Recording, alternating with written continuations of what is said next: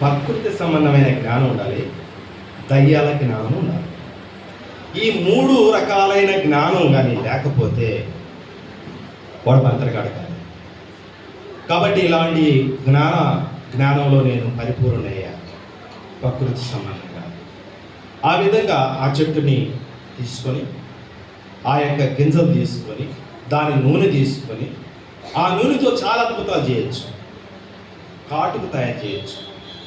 కాటుకు తయారు చేస్తే కళ్ళకు పెట్టుకుంటే 10 అడుగుల లోతులు ఏముంది చూడవచ్చు. పట్టపోగలు చుక్కలు చూడవచ్చు. దీనికి మంత్రం ఏం లేదు. ఆ ప్రకృతి సంబంధమైన చెట్టులో ఉన్న సామర్థ్యమే.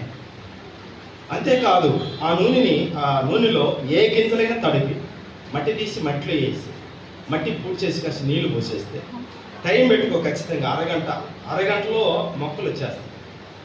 అరగంటలో మొక్కలు వస్తాయి, మరి ఆకులు వేస్తాయి, పూతలు పోస్తాయి, కాయలు వేస్తాయి, పిందెలు వేస్తాయి.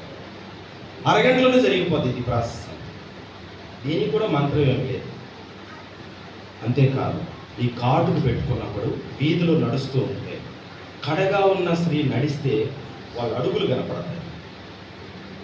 ఈ నాగసాధువులు, ఈ యొక్క అఘోరాలను పట్టినట్టు వాళ్ళు ఎక్కడైనా జనసంచారంలోకి రావాలి అంటే వాళ్ళు ఈ కాటుకు పెట్టుకొని వస్తారు. ఎందుకంటే ఆ అడుగులు తప్పించి నడుస్తారు. ఆ అడుగులు తప్పించి నడుస్తారు. ఒకవేళ అడుగు పడిందంటే వెంటనే వాళ్ళు స్నానం చేయాలి. ఇలాంటి సాధనకి అది ఉపయోగకరంగా ఉంటుంది. కాబట్టి అలాంటి విచ్చి కూడా నేను నేర్చుకున్నాను. ఇంద్రజాలకునేయాను. ఆ తర్వాత అక్కడ రాయబడింది, కర్ణపిశాసిని అడుగువాని నేను. కర్ణపిశాసిని అడుగువాని నేను. కర్ణపిశాసి అంటే నేను పూజలో కూర్చున్నాను అనుకో, నా ముందు కూర్చుంటుంది, వచ్చి కూర్చొని ఈ ఊళ్ళో సమాచారం అంతా తీసుకొచ్చి